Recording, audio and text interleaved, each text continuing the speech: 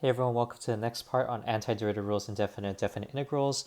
We're still on success criteria B, but this is the last part because we want to focus on the exponential and log functions right here. And we're going to figure out what these rules are. All right, let's do a little retrieval practice. We got some e to the x, a to the x, and ln x, and I want you to find the derivative of each of these because that'll help us figure out what the integral rules are. So why don't you pause and try this? All right, so we got e to the x. The derivative of that is just e to the x. The derivative of a to the x is itself times the natural log of the base. And finally, the derivative of ln x is 1 over x. So now that you know what the derivative rules are, why don't you try figuring out what the antiderivative rules might be? Pause and try. All right, so we love e to the x because the derivative or the antiderivative gives us itself, e to the x, which is fantastic. A to the x, if you think about this one, what we did is we kept the base and then we multiplied by the natural log of the base. So for the antiderivative, we keep the base, but we multiply by the 1 over the natural log of the base, or basically we divide by the base, and then a plus c. So there you go. And then finally, for the antiderivative of 1 over x is the natural log of x, except it's the absolute value of it. And you might be like, whoa, what's going on? Why is there an absolute value? So let me explain in the next slide. All right, so we once learned that the derivative of the natural log of x is equal to 1 over x. Okay, so here is the ln x function up top and then the 1 over x function on the bottom. So when we take the derivative, this is what the graph looks like. So now I want you to pay particular attention to the domain of the natural log of x. Notice that the domain is right here for all x values that are greater than 0, right? So what that actually means is the domain of the derivative can only be for x is greater than 0. Okay, so in other words, the domain of this does not exist because the natural log, which is the original function, only has a domain of x is greater than 0. Okay, so that's why we can use 1 over x. However, there's a problem when we go the opposite direction, when we take the antiderivative. Okay, there's a problem because now notice what is the domain of the original function 1 over x when we try to, right, because we're trying to analyze what happens when we go backwards, antiderivative, and this is natural log of x. Okay, now look at the original function 1 over x. What's the domain for 1 over x? It's all numbers except x is greater than equal to 0. So 1 over x, the domain is basically x is less than 0 and x is greater than 0, everything except 0, right? So I'll highlight that entire domain. So I got this domain, and then I'll just choose a different color, this domain. So that's what this is, x greater than 0 and x less than 0. Okay, now notice the natural log of x only considers the x is greater than 0 domain. Okay, but then what about this side? X is less than 0, because if we have a derivative, if we have an original function 1 over x that has a domain in the x is less than 0 side, then we must have a derivative function that exists where x is less than 0 as well. Okay, so if we were to kind of think about it, we look what the function would look like. It should look something like this.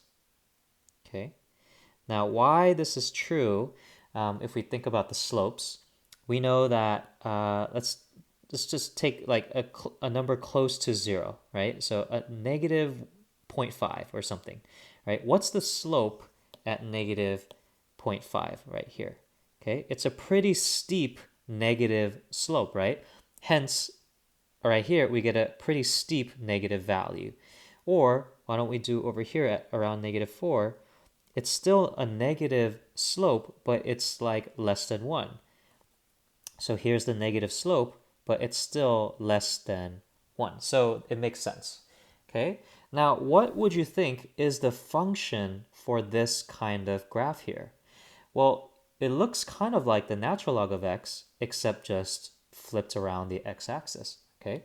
So what this actually is, this function on the left side is actually the natural log of negative x. Because to reflect across the y-axis, you just make the x negative. So that's what it is, okay? So in other words, this antiderivative function, this entire function should be the following. Okay, so I'll say capital F of x. It should be the natural log of negative x for x is less than 0. And it should be the natural log of positive x for x is greater than 0. Okay, so that's what it actually is. Now, how do we write this piecewise function into one statement? Well, that's essentially saying this statement right here, the natural log of absolute value of x. That's what this means. Just to help you recall, do you remember when we had the function like y is equal to absolute value of x? We know the graph looks something like this. So if I were to represent this as a piecewise function, I know that when x is less than 0, which is this side, I have y equals negative x. And when x is greater than or equal to 0, I have a positive x. So notice the similarities. I have a negative x when x is less than 0, positive x when x is greater than 0. And so you can see the similarity, and we can definitely say then this must be the natural log of the absolute value of x. So going back to this chart, now we know that when we have the antiderivative of 1 over x, it's the natural log of the absolute value of x. All right, so let's try to interleave these ideas. Why don't you pause and practice this indefinite integral? Okay, so we got negative 5e to the x. That is just itself. Okay, so and then I got 4 to the x. So some of you might have tried, okay, that's 4 times x to the negative 1/2, or negative 1. And then when you take the antiderivative of that, you might have thought, okay, well, raise the power, it'll be x to the 0. 4 times x to the 0, that's just 4, okay? But that's not true, because we know that what actually this is actually 4 times 1 over x. That's what it is, okay? And this will give us a natural log of x. So this should actually be 4 times the natural log of the absolute value of x. Minus. Okay, so now this one, it would be smart for us to rewrite it as 4 times x to the negative 2 power, like that. Okay, so if I do that, that will just be 4 times, and then x to the negative 1 power, because I raised the power, and it'll be 1 over negative 1. And if I were to clean this up, this will just be negative 4x to the negative 1 right there.